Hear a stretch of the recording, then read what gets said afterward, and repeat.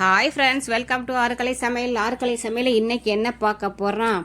Calcium, iron, vitamin A, vitamin C எல்லாம் இருக்கிற நம்ம முருங்கைக்கீரையை தாங்க பவுடர் பண்ணி ஊருக்கு எடுத்துகிட்டு வந்தேன். அந்த வீடியோ தான் பார்க்க போகிறோம். வாங்க பார்க்கலாம் அப்படின்னு சொல்லிட்டு முருங்கைக்கீரை ஃப்ரெண்டு வீட்டிலேருந்து பறிச்சுட்டு வந்து உருகி நல்லா அலசிட்டு நியூஸ் பேப்பரில் நிழல்லே வீட்டுக்குள்ளே ஃபேன் காற்றுல காய வச்சாச்சு. நீங்கள் கடை முருங்கைக்கீரை, வீட்டு முருங்கைக்கீரை எந்த கீரை இருந்தாலும் அலசிடுங்க, தூசி இருக்கும். அலசி நியூஸ் பேப்பரை விரித்து வீட்டுக்கிட்டே ஃபேன் காற்றுல காய போட்டுருங்க. சாயந்தரம் வரைக்கும் அவங்க நல்லா காயட்டும்.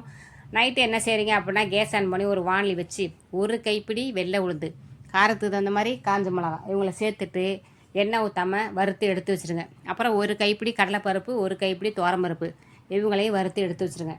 அதே வானலியில் கீரையை சேர்த்துங்க.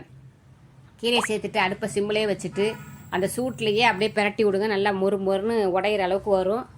அடுப்பை வந்து ஹீட்டாக வச்சுட்டிங்கன்னா கீரை தேஞ்சு போயிடுவாங்க. அதெல்லாம் சூட்டுலேயே கூட உடஞ்சிருவாங்க. நல்லா காஞ்சிருக்கிறனால அப்படியே உடையிற மாதிரி வந்த பக்கத்துக்கு வந்தோடனே அப்படியே வானலி இறக்கி கீழே வச்சுருக்கேன். அந்த சூட்லேயே கொஞ்சம் நேரம் இருக்கட்டும். வேறு ஒரு வானலி வச்சு ஒரு ஸ்பூன் ஜீரகம், ஒரு ஸ்பூன் மிளகு அவங்களையும் எண்ணெய் ஊற்றாமல் ட்ரையாகவே வறுத்துங்க. எல்லாமே பவுட்ரு பண்ணி ஒரு மாதம் வச்சுருந்தாலும் ஸ்டோர் பண்ணி வச்சுருந்தீங்கன்னா கெட்டே போகாது. அதனால் எல்லாத்தையும் நல்லா எண்ணெய் ஊற்றாமல் பவுட்ரு பண்ணி வச்சுட்டு மிக்ஸி ஜாரில் ஃபஸ்ட்டு வறுத்தது எல்லாத்தையும் சேர்த்துக்கோங்க. சேர்த்துட்டு பெருங்காயத்தூள், தேவையான கல் உப்பு சேர்த்துட்டு 2-3 வாட்டி நல்லா திருவிட்டு அதுக்கப்புறம் லாஸ்ட்டாக முருங்கைக்கீரையும் போட்டு நல்லா திருவிட்டு பவுடராக எடுத்து ஸ்டோர் பண்ணி வச்சுக்கோங்க. Calcium, iron, vitamin A, vitamin C எல்லாமே இருக்குது. வாரத்தில் 2 முறை முருங்கைக்கீரையாவோ அந்த பொடியாவோ தோசையில் போட்டு எடுத்துக்கலாம். சாதத்தில் போட்டு நல்லா ஊற்றி நெய் ஊற்றி சாப்பிட்லாம். கீரை அப்படின்னு ஒதுக்குறவங்ககிட்ட அப்படி பவுடராக கொடுக்கலாம் கண்டிப்பாக. அது மாதிரி நீங்கள் கண்டிப்பாக ட்ரை பண்ணி பாருங்கள். முருங்கைக்கீரை கிடச்சினா பவுடராவது செஞ்சு கொண்டு கிடைக்காத ஊரில் வச்சு சாப்பிடுங்க. தோசையில் போட்டு கொடுங்க, சாதத்தில் போட்டு கொடுங்க. அவ்வளோ ஸ்ட்ரென்த்துங்க.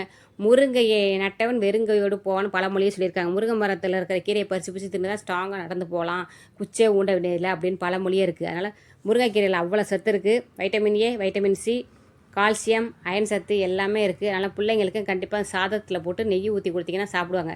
அதில் பிள்ளைங்களுக்கு அது மாதிரி கொடுங்க. கண்டிப்பாக ட்ரை பண்ணி பாருங்கள். முருங்கைக்கீரை பொடி செய்வது எப்படி அப்படின்னு சுபா சொல்லிட்டேன். அவ்வளோ வாசனையும் அவ்வளோ டேஸ்ட்டாக இருந்துச்சுங்க. நெய் ஊற்றி சாப்பிட்டு பார்த்தா செம்மையாக இருந்துச்சு. கண்டிப்பாக ட்ரை பண்ணி பார்த்துட்டு சொல்லுங்கள். வீடியோ பார்த்ததுக்கு நன்றி, வணக்கம். லைக் ஒன்று போடுங்க. ஓகே, பாய்.